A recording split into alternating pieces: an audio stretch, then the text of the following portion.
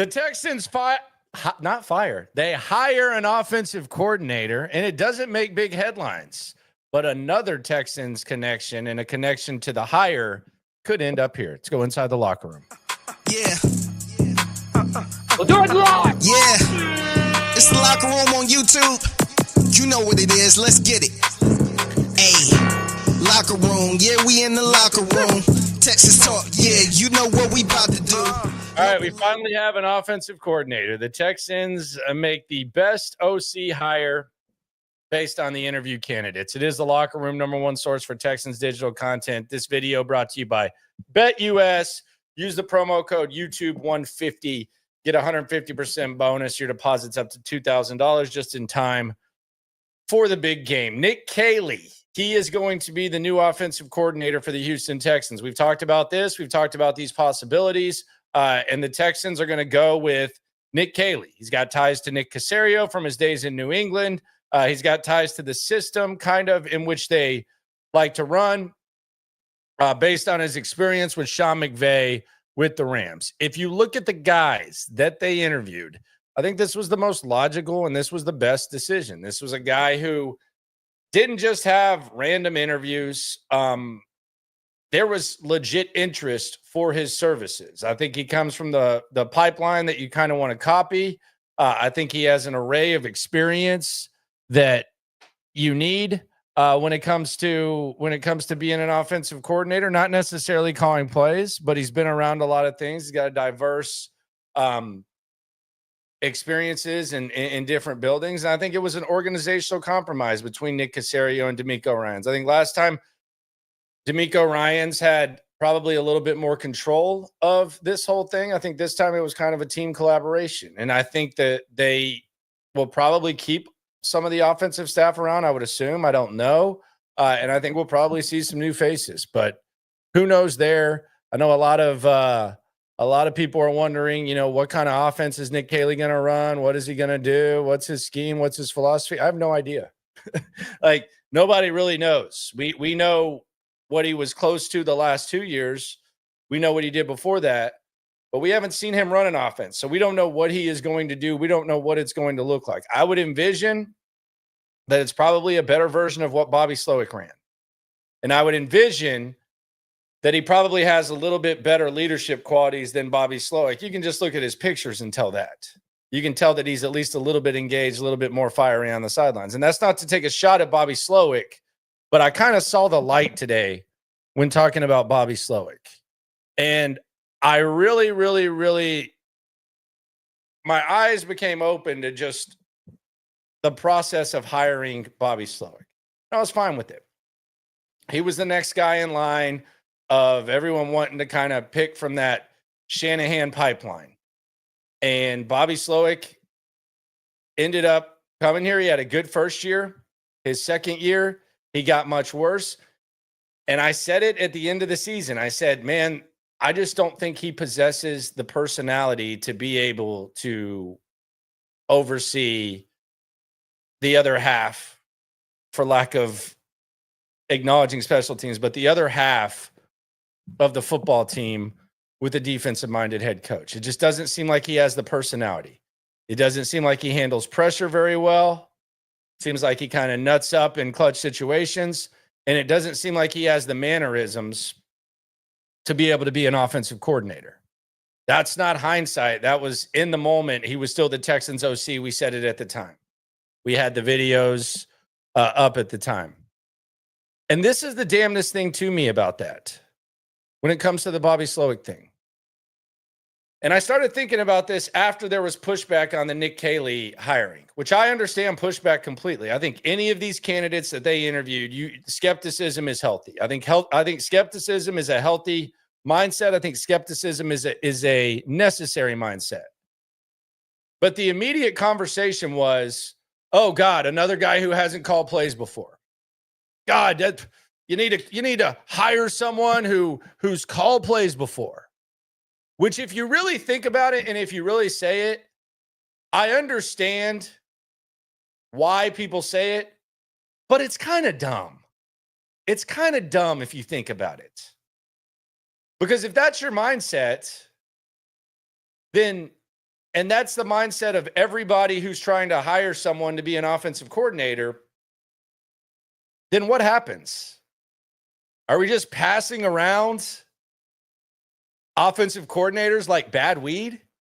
Like, chances are, if you're available, then you probably failed somewhere in some way, shape, or form. So not hiring someone who hadn't called plays was always a dumbass mindset to me. I just didn't get it. Now, maybe you're basing it on the fact that Bobby Slowik hadn't called plays before, and you just want to do something completely different, and I get that.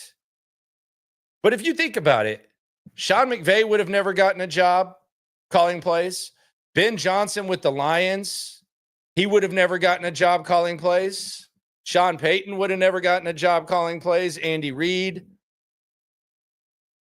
If every organization functioned that way, that you have to have someone who calls plays, then you would never be able to see some of these young, promising coaches that we've seen get the job done. And I'm saying all this because as I started thinking about it, and I started thinking about Nick Caley versus Bobby Slowik and the manner in which people were kind of trying to connect that, I started thinking, well, Nick Caserio's, or not Nick Caserio, Nick Caley has been in different organizations. Nick Caley was more highly sought after than Bobby Slowik. He had other suitors. But then I really looked at Bobby Slowik's resume, and I'm surprised that I really didn't notice this. And if you're going to say that there was something wrong with Bobby Slowik's experience and why maybe he wasn't equipped for whatever the reason, I thought the personality was a little bit off and the leadership qualities and the charisma was a little bit off, just based on interacting with him and watching the way he conducted himself. But Bobby Slowik was never even a position coach, which is absolutely insane when you think about it. Let me say that again. Bobby Slowik was never even in charge of a position group. Let's just pull this up here. Look at this as a coach. And before this, he was with PFF. He was a defensive assistant, okay? He was a defensive quality control coach. He was an offensive assistant. He was an offensive pass game specialist. He was an offensive passing game coordinator, and then he was an offensive coordinator. I've tried to figure this out, and I have yet to find a single NFL offensive coordinator that had never even been a position coach before he called plays. So I'm saying all that to say, like, the reason Bobby Slowik might not have worked out, like, if you want to look at the resume and the experience, it's because I think he had done something that no other coach had done, which is not even be a position coach and be an offensive coordinator. And I would love for you guys to give me like some names. But every coach, every offensive coordinator in the history of the NFL, in the entire history of the NFL, every single one of them have one thing in common. Before they called plays and were trusted to do so, they hadn't called plays before. So if you want someone who has called plays before, at some point they hadn't called plays. Every coordinator in the history of the NFL has at one point not had offensive coordinator experience. Every single one. I can't find another NFL offensive coordinator who had never been a position coach. And that's with 2 years at PFF and 6-7 years as a coach. He never, ever was in charge of leading a position group. And that is that. I mean, a lot of times that's the guy that guys gravitate to. A lot of times you're spending sometimes more time with them than you are the OC. And there's bonds built when that goes on. But I just thought this was interesting because we'd been talking about this and this had been right in front of us. And now it's, well, Bobby Slowik hadn't called plays before. True. But that's not unique to any offensive coordinator in the history of the NFL. You always get that first opportunity. So that's just really wild that Bobby Slowik, he might have actually been a historic hire by DeMeco Ryans. And I'm not saying this to knock the hire. I'm just saying if we're going to look at the experience and try to say why he failed, it's not because he hadn't called a play before. It's because maybe he didn't have the personality. Maybe he didn't have the brains. Maybe he didn't have the personnel. But I just find that really, really, really interesting. That's crazy if you think about it. Someone's saying David Culley. David Culley had a hell of a lot of experience. David Culley had been a position coach for a long ass time. I mean, David Culley was pretty much coached every position. Wide receivers forever. Passing game coordinator. Offensive coordinator at UTEP. So it's nothing like that. Like we've seen some weird ass hires with the Houston Texans, and I don't mind weird ass hires. I don't mind wacky ass hires. I don't mind outside the box hires.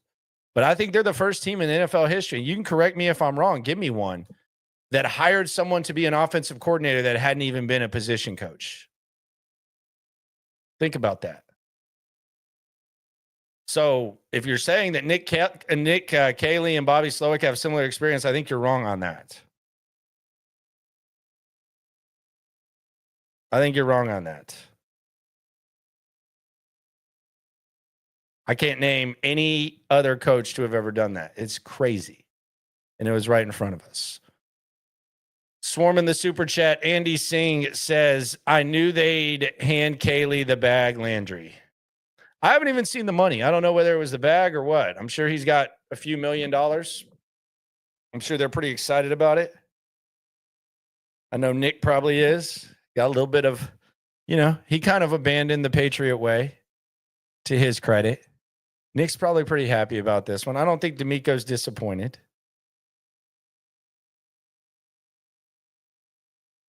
But we'll see how this goes. Kevin asks an interesting question on the chat. Shout out to Kevin. Is Miko's job safe if he gets the second OC hire wrong? I would say yes. I think Miko's going to be able to ride this out for a long, long time. I think he should. I don't think this is a bad hire. The Slowik decision, whatever. You wanted to go with the Shanahan pipeline. Maybe you strike lightning in a bottle and Bobby Slowik, some sort of boy wonder. It sure as hell looked that way after 1 year. It was obviously a failure. But if the Nick Caley thing doesn't work out, like what are we going to fault DeMeco for that? Perhaps, but I don't think he's going to be on a hot seat. I think it definitely brings a little bit more attention. I think if he would have hired Gerard Johnson as OC and it hadn't worked, then a lot of people would be asking a lot of questions. I think that was probably the worst option of all of them. The Gerard Johnson.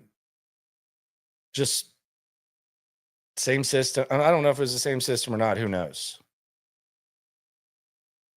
But you got to think that Gerard, is he going to be here? Is he going to go somewhere else? I don't know. I don't care either way.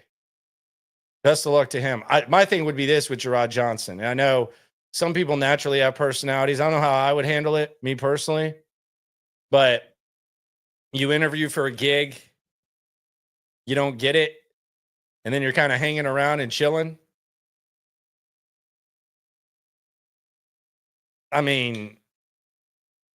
That's tough, but we're talking about 32 organizations.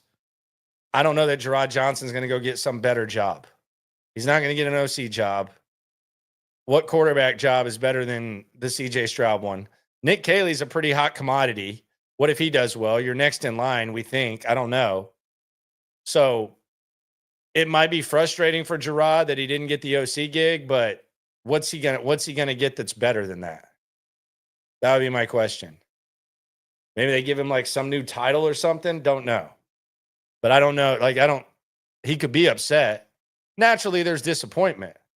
I think there would have been more fan disappointment had they gone with Gerard Johnson. I wouldn't completely dismiss him because he hadn't called plays or anything. I just think he was a part of this staff. And I mean, it's been a weirdly elevated climb.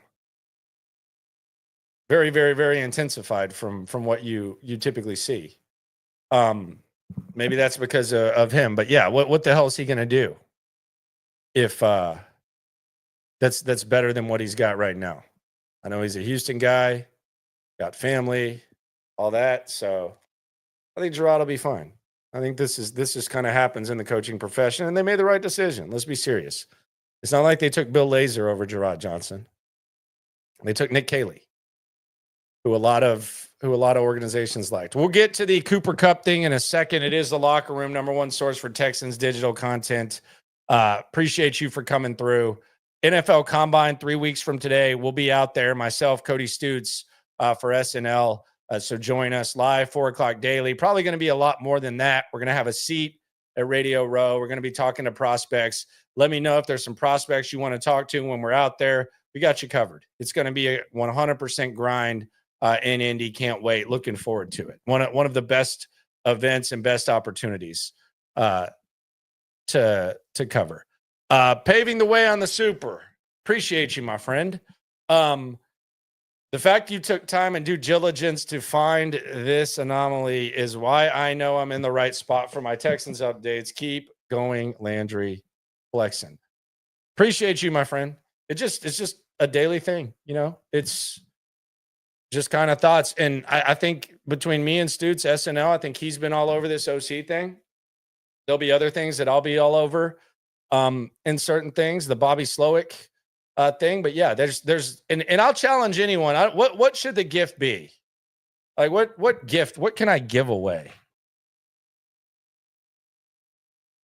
There's got to be like something in here. There's like a football or something. There's a lot of crap in here. Trust me. If you can find me another OC who was never a position coach, we got to figure something out. We got to figure something out. A gift for someone who can find that, because I can't really think of it. So we'll see.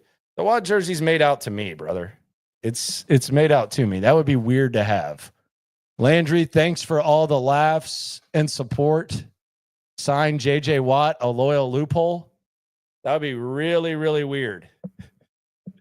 If you wanted a jersey personally sent to me. JJ sent that before he left. The Locker Room sign. Come on, bro. You're trying to jack my stuff now. People asking for weed. The H. I'll give you my Texans hats. I don't really wear Texans hats because I got a crap ton of Texans hats. 5 Texans hats. If you could name me another one. Y'all need to get the answer before you start talking about that. So the Texans make the best OC hire based on interview candidates. That's topic number 1 today in the Locker Room. Topic number 2 is interesting. So the Texans hire an OC, and my dad, being my dad, he was funny. He texts me. He goes, "Well, nobody really cares about the Texans hiring the OC. It's not even one of the top ESPN headlines. They're treating it as meh." And I was like, I guess he's right. But then there was a Texans connection and a Texans headline that kind of stuck out. So you look at the ESPN headlines here. You have at the very top, the Eagles more focused on Super Bowl. That just happened. The Texans OC has been pushed off. It's not even on anymore. But you have the Cooper Kupp. The Rams are seeking to trade a, quote, highly motivated Cooper Kupp. And that brings us to some EA Sports Madden type-ish. This is what Cooper Kupp said on Twitter before Super Bowl Media Day. Quote, and this was after the Caley hiring, probably about 4 or 5 hours. Quote, "I was informed that the team will be seeking a trade immediately and will be working with me and my family to find the right place to continue competing for championships. I don't agree with the decision and always believe it was going to begin and end in LA. Still, if there's one thing that I've learned over the years, there's so many things that are out of your control, but it is how you respond to these things that you will look back on and remember. I have taken so much pride in playing alongside my teammates for the LA community. So thank you for embracing my family and making this such a special place for us. 2024 began with one of the best training camps of my career. Preparations start now for 2025. Highly motivated, as healthy as ever, and looking forward to playing elite football for years to come. Love you guys. The end. Cooper Kupp. So he will be traded. The Texans should absolutely make this move and figure out what the hell they can do for Cooper Kupp. It's not even a question about whether or not they should be looking out for Cooper Kupp. And I can already see this, and this is going to be the thing. Cooper is just going to be a better Robert Woods. He's washed. Are you effing kidding me? Robert Woods and Cooper Kupp? I mean, that's a little bit outlandish to say that. I mean, we're talking about a guy who was one of the best receivers in the league. Is Cooper Kupp Super Bowl MVP Cooper Kupp? No. He's 31 years old. He's older. He's kind of on the back end. But he's still got some ball left in him. Now, he does have the injury history, and when you bring up the injury history, who was it who we did this with that was like one of the most pitiful things that we've ever seen? Jason Verrett. Jason Verrett, we did this. And it was so sad.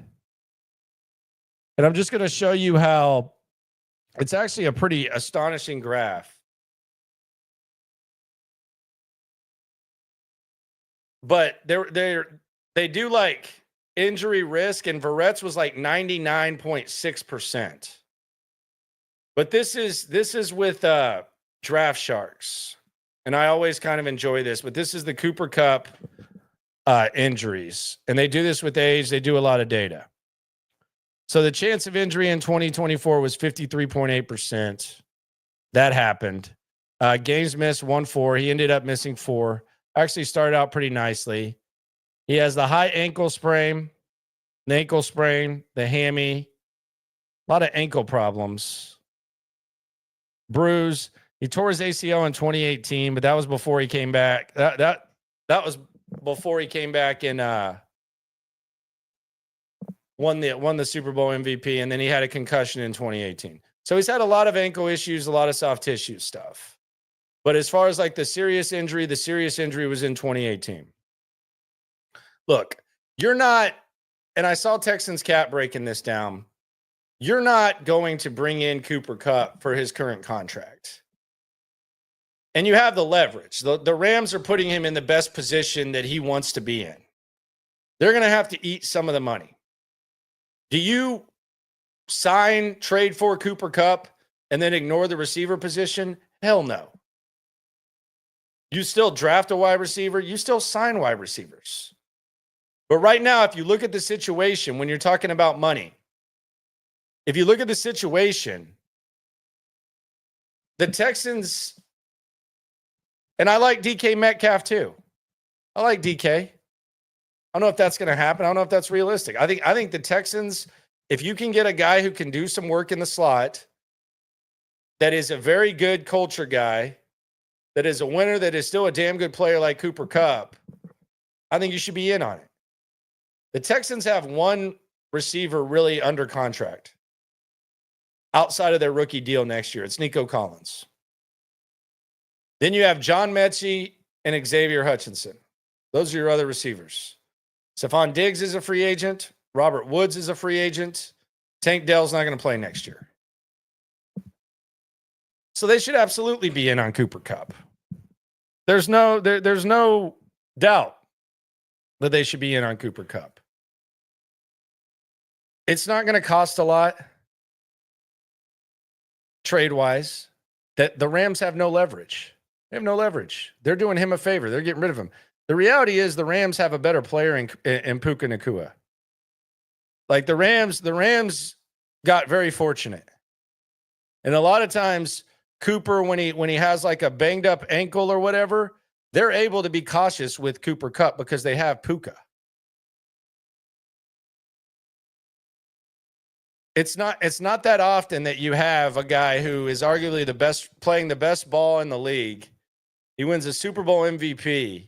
He has a record-setting season, and then you end up with a player that's better at the same position. But that's what they did, and they also drafted Whittington last year, and they kind of like what he brings them from like a reserve area. So he insists that he's got ball left. I like Cooper Kupp. I would rather have Cooper Kupp than Stephon Diggs. Stephon Diggs is coming off of a torn ACL. Stephon Diggs, his money situation is not going to be what he wanted it to be. I think the market might speak to Stephon Diggs. I think Stephon Diggs might be sitting around for a while. But I think Cooper Kupp, you bring him in with the offensive coordinator he knows, the system he knows, a team that's good. I'm sure Robert Woods probably has pretty good things to say about this. I think it's just a perfect fit. It's not going to be for the same money. But if you ask me, do I have to pick between Diggs and Kupp? Which one am I taking? I'm taking Cooper Kupp. I'm taking the guy who's not coming off of the torn ACL. If you're looking at Cooper Kupp stats, whether he was healthy or not, they're going to drop off. You have Puka Nacua. He literally had the most receptions in a season for a rookie. It's kind of incredible that the Rams were able to do that. But the Rams aren't dumb. They've manipulated and maneuvered the salary cap as much as anyone. They're going to have to take some of that money. I saw Joe Corey was talking about this, and Joe Corey said about Cooper Kupp, he said the Rams will pick up 12.5 in 2025 salary cap with Cooper Kupp's 29.78 2025 cap number off the books. There will be $17 million in dead money. Kupp has 2 years left on his contract worth $39 million. It wouldn't be surprising for the trade to occur after the fully guaranteed $7.5 million on the fifth day. The acquiring team would need $12.5 million of 2025 cap space instead of $20 million to obtain Kupp. So $12.5 million. He would have 2 years left on his contract for $32.35. He talked about Diggs and talked about maneuvering, which the Texans kind of did. So maybe it's a similar situation to that. He also does not like Southwest Airlines. So, yeah. I don't know what happened there with Joel. But I think it's a no-brainer with Cooper Kupp. I think it's a no-brainer. DK Metcalf, I don't know. DK is going to be expensive. Like, do you pay you're going to have to figure out DK Metcalf, going to cost a little bit more in a trade. We don't know how he fits in what they're trying to do. I like him. Are they going to trade him? I don't know, but the Cooper Kupp thing is absolutely a no-brainer for me. It's a no-brainer. You have a lot of money at receivers, so I have no problem. Kupp is washed. What does wash mean though for a Cooper Kupp? Like, because a wash Cooper Kupp and a wash Robert Woods is a lot different. I don't know that he's washed. I saw him make some pretty good plays this year. I think Puka Nacua is better. I clearly think Puka Nacua is better. But I don't like. What does a Cooper Kupp wash mean? Does that mean he's not like he can't play? Like he's not good in the NFL? Like he's not an NFL quality receiver? What does a Cooper Kupp wash mean? Because wash is all subjective. Kind of depends what you were before. Last season, he played 12 games. He had 67 catches, 710 yards, and 6 touchdowns. Again, Puka was doing his thing. Year before, it was just 59, 737, and 5. It doesn't sound terrible. He's not going to have Puka Nacua here. He's going to have Nico. They might actually complement each other nicely. You draft a wide receiver in the draft. Maybe you even use a wide receiver in the first round. Maybe you draft a wide receiver. Maybe you get a Buka. I don't care if he's old or not. He's 31 years old. You can definitely get someone cheaper, but do they have to worry about that? How much are they investing at wide receiver? Are they going to have the cheapest wide receiver room in the league? Is that what we're trying to do? You're paying one guy. Other guys are on rookie deals. Like what are they doing? Get a guy in the draft, a baller. I still think you draft a baller. I think you stock up there. Don't even put Cooper Kupp and Mechie in the same sentence. Nico is injury prone too. Yes, he is. 17 games in 4 years, I think, is where we're at with him. He says he's healthy. I would definitely do it. I'd be down with the Cooper Kupp thing.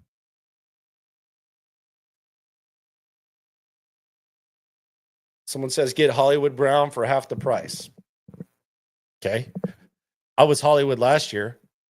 Are we still talking injuries or not? Hollywood kind of got hurt this year.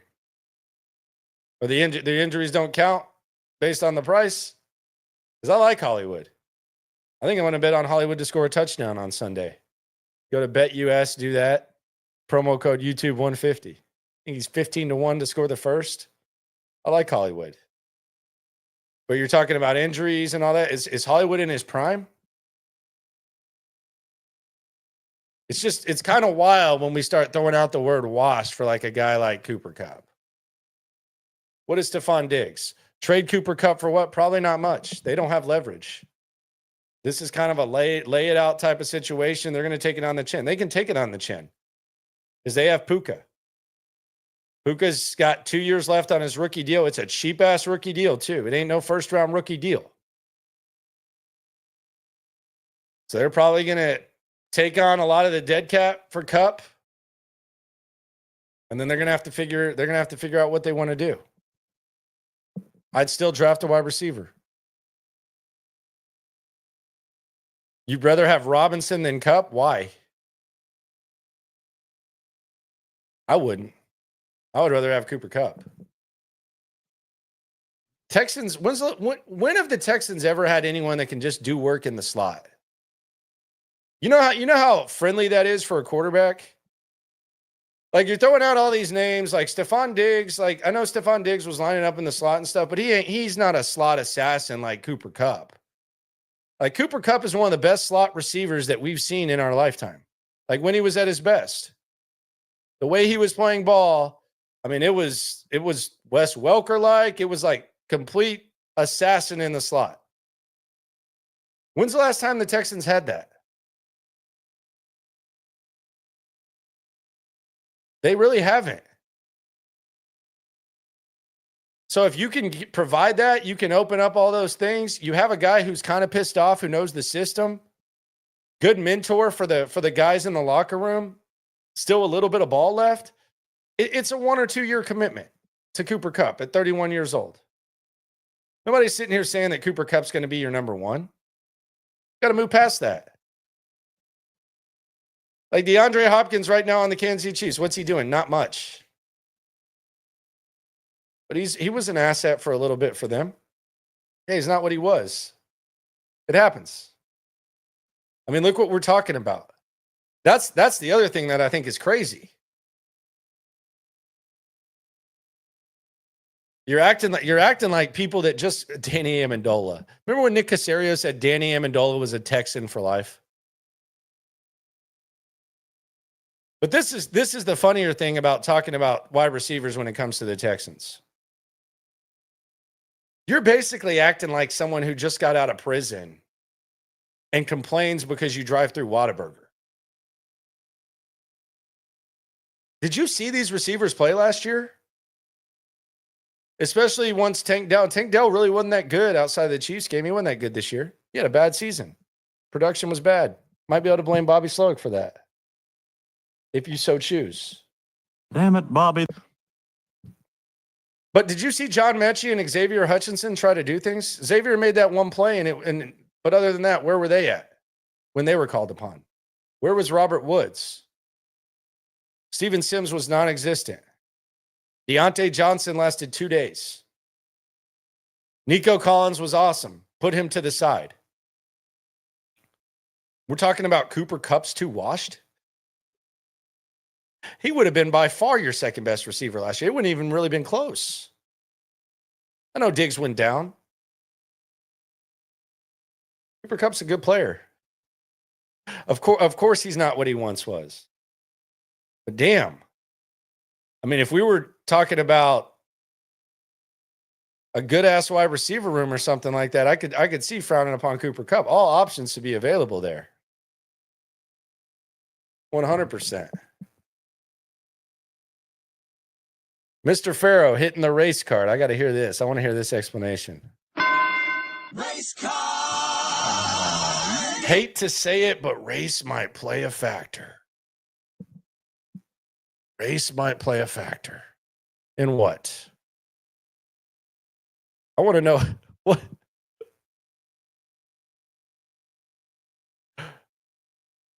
What do you mean race might play a factor? I'm actually interested in this. The Rhino. Shout out to the Rhino. I wonder if the Rams would be interested in our super talented guard, Kenyon Green. He's young and dynamic. Be a damn shame to see him go.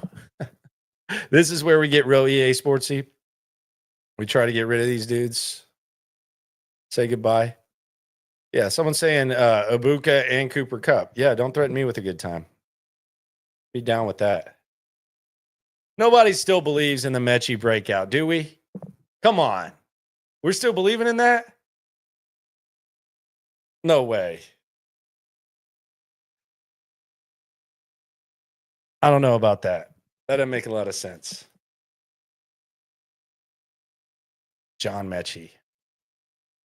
But I'll ask the next question. If I told you you had to decide between one of these veterans, are you taking Kupp or Diggs? Who are you taking? You taking Cooper Kupp or are you taking Stephon Diggs? If you had to pick one of these guys.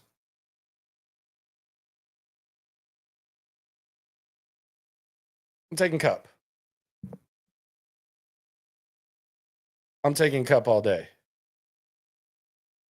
No hesitation.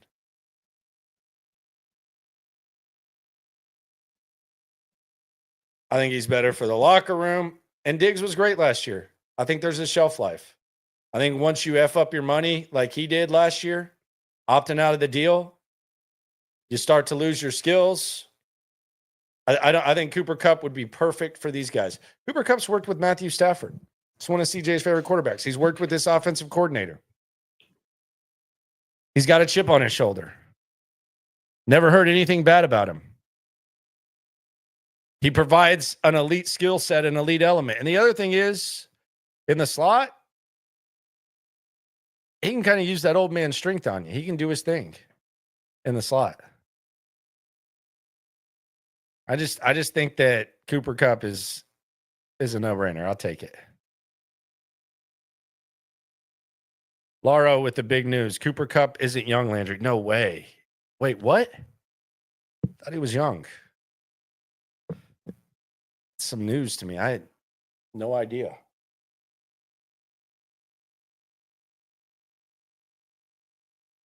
It's interesting. We know that. Someone says, obviously, Andrew says, obviously Kupp, but only because of his experience with Caley. Yeah, I think that's a factor. Mr. Farrow says that type of stuff plays a factor in the locker room. I'm just going to ask you, how many NFL locker rooms you've been in? So you think that are you saying that CJ and Nico don't want a white receiver? Like, what are you saying? I'm just asking, like, how many you've been in, how many times you've been in this one? I don't know what, that's weird. Like, if that type of stuff, what are you saying? Like, do you think that the Texans locker room is like segregated or something? What? I didn't anticipate that. Space Age 713. Of course, he's going to say that about himself. If he was that good, why wouldn't the Rams keep him? They have a guy named Puka Nacua. He set a rookie record for most receptions. He plays the same position as Cooper Kupp. Cooper Kupp is getting a little bit older, but the existence of Puka Nacua, who's going to be heading into his third year, one of the better receivers in the league right now, I don't even know if he makes $1 million a year. That factors in. Their salary cap situation is not awesome, so that factors in. They're not getting rid of him just because they think he completely sucks. They have his replacement right there. Sometimes you get rid of guys because they're getting worse. Sometimes it's financial. Sometimes you just luck into their replacement. They lucked into that. And by lucked into, they evaluated and they liked him and they figured it out. Chris Olave would cost probably a decent amount of draft equity, and then you'd have to figure out how to pay him. I like Chris Olave. I mean, if you just told me, hey, either Chris Olave or Cooper Kupp, then there'd be that. I don't think the price, I don't even think they're in like the same category. They put Kupp Locker in the corner.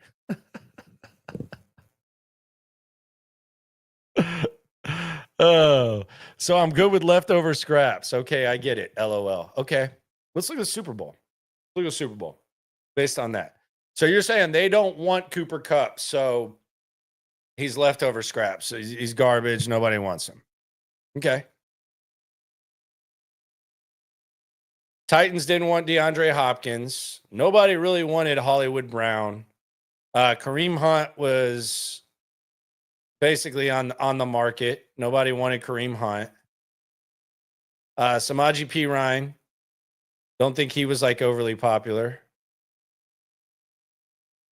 The Eagles, the Giants didn't want Saquon. They didn't think he was a valid option. So they got rid of him. There's players throughout the defense that they didn't want. Everybody has like some leftover scraps in the NFL. Bills brought in Amari Cooper. Didn't go according to plan, but they did that. Washington had Austin Eckler. They had Zach Ertz. He was a big part of what they did. I mean, what's not leftover scraps? Give me a team in the league that doesn't have leftover scraps.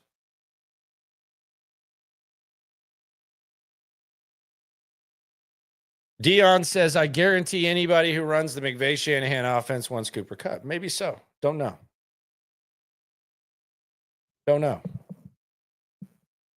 Saucer says, let's watch some Kupp tape from this year. Go ahead and do that. Get back to me. Report to me the Cooper Kupp tape. Look forward to that. Let me get that breakdown. Send me that link. We'll react to it. Love to see that. Ooh, Nathan with the zinger for Space Age. If we shouldn't have leftover scraps, should we just cut Mixon then? Since he didn't want him. He wanted Zach Moss instead. Obviously, Mixon's in like a different point in his career. I just don't think the way that Cooper Kupp plays is just completely dismissive. Who knows, though? But he's washed. He scraps. We'll see what we got. See how it goes. Darius Slayton. That's always a name that comes up. Seems like Darius Slayton. Always a name that comes up. Nobody really seems to really know how to get that dude to break out. But Cooper Kupp will be traded. Next question. We're going to localize the Super Bowl here in the locker room. Number one source for Texans digital content. Are you rooting for DeAndre Hopkins to win a Super Bowl, or does your Chiefs hate prevent you from rooting for Nuke? Asked this question earlier. Didn't even see that DeAndre Hopkins had dropped this like heartfelt message that had the internet going nuts. Quote, to all the kids out there living in small towns, in small houses with single parents, to the kids who see violence, who see loss, who don't get the resources they deserve, but who still have big dreams, know that I was a kid in your exact shoes, and this week I'm playing in the Super Bowl. Don't give up. work hard, keep believing. Where you start doesn't determine where you end up, close quotes. From Nick Hopkins. A lot of love for DeAndre Hopkins in Houston. A lot of hate for the Kansas City Chiefs in Houston. Does being happy for DeAndre Hopkins potentially getting a Super Bowl ring, does that override your distaste for the Kansas City Chiefs? I'm asking individually. Me personally, I'm all in on the Eagles. I could convince myself that it's not as bad if it happens, and convince myself, try to look at it glass half full, that DeAndre Hopkins got his ring. But I'll be honest, I do not want the Kansas City Chiefs to win a third Super Bowl. Just don't want that. Not a fan. Don't want that. I was on the air when DeAndre Hopkins got traded. It was a very viral reaction. Right on the go. First, we heard David Johnson was getting traded. We figured that it was like going to be the Texans getting draft equity to take on that crappy contract. Then we got the details more and more. It's one of the dumbest trades in NFL history. Sucked. Kind of the beginning of the end, the beginning of the dark age, the beginning of King Bill. Kind of eating a little bit too much cake. But yeah, it was a wild time. Who would you root for if it was Cowboys, Chiefs? Cowboys easily. Come on. You kidding? Wouldn't hesitate. Kupp has missed 18 games since the Rams won the Super Bowl in 2021. He has. He's had a bad ankle. He's had a bad hamstring. Very true. The Rams have, sometimes they've been like real cautious with him. Puka holds it down so he can kind of sit out a little bit. But yeah, he's been banged up. He's missed some games. 2022, they went 5-12, so they weren't good. They weren't even rushed to get him back. And then 2023 and 2024, they went 10-7. Had the really good start to the season, like elite start to the season, and then he had the injury. But the 2022 was just kind of a lost cause type of season. So yeah, you're right. There are the concerns. I'd still take him over Diggs. Wouldn't hesitate. What's the point? Engineer asks, what's the point of having Stroud on a rookie contract and we've already screwed up cap-wise? That's what happens when you give Titus Howard an extension and you give Shaq Mason the contract you gave him. You kind of screw up a little bit. That's bad. Not great. But I think Cooper Kupp, I don't see it just be a complete lost cause. You still have one of the best receivers in the game in Nico. He's a compliment. And if you hit in the draft, he might even be your number 3 receiver, which you can do very much worse than Cooper Kupp. I'm on board with it. I understand the reservations. I understand the hesitations. Just don't agree with them. I think we can agree, though, we are happy that the Texans have hired an offensive coordinator. His name is Nick Caley. He is about to get to work. The NFL Combine is in 3 weeks. We'll have some more Texans news tomorrow. We'll continue to react. We'll figure things out. Always remember, when it comes to this Texan stuff, we're all in it together. BetUS, promo code YouTube 150 for 150% back up to 2K. Appreciate y'all for coming through. The search is over. The trade talk begins. What a time to be alive. Localize every angle's what we really do. We the source, we the pulse of the city too. Landlocked, got the game in the headlock. Localize every time, can't stop, won't stop. Yeah, we top 2 and we not too. Plugged in daily digital on YouTube. We got taste for days. ways. Opinions to give, we got takeaways. If it's up, then it's up. We number one. You don't need to try your luck. Locker room.